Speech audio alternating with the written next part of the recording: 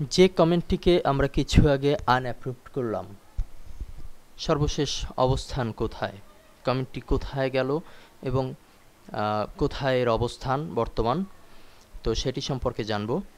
আমরা পেন্ডিং এখানে একটি কমেন্ট দেখতে পাচ্ছি, পেন্ডিংয়ে যাচ্ছি। এখানে কিন্তু কমেন্টটি পেন্ডিং অবস্থায় আছে, অর্থাৎ আমরা যে কমেন্টটিকে আনঅ্যাপ্রুভড করেছি সেই কমেন্টটি এখন পেন্ডিং অবস্থায় আছে। আমরা চাইলে এখান থেকে অ্যাপ্রুভড অপশনে ক্লিকের মাধ্যমে সেটিকে অ্যাপ্রুভ করতে পারি।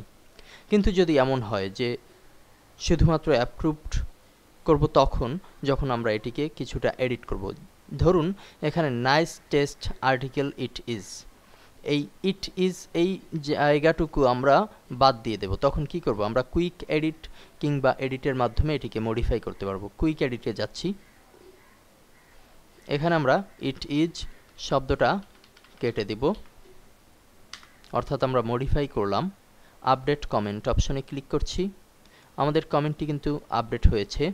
এখন যদি আমরা এটিকে অ্যাপ্রুভড দেই তাহলে কমেন্টটি অ্যাপ্রুভড হয়েছে। অর্থাৎ আমরা যদি ব্রাউজারে যাই এবং রিলোড দেই তাহলে কিন্তু আবার কমেন্টটি মডিফাই করা অবস্থায় এখানে ফিরে আসলো। এভাবে আমরা কমেন্টকে মডিফাই করতে পারি, অ্যাপ্রুভড কিংবা আনঅ্যাপ্রুভড করতে পারি।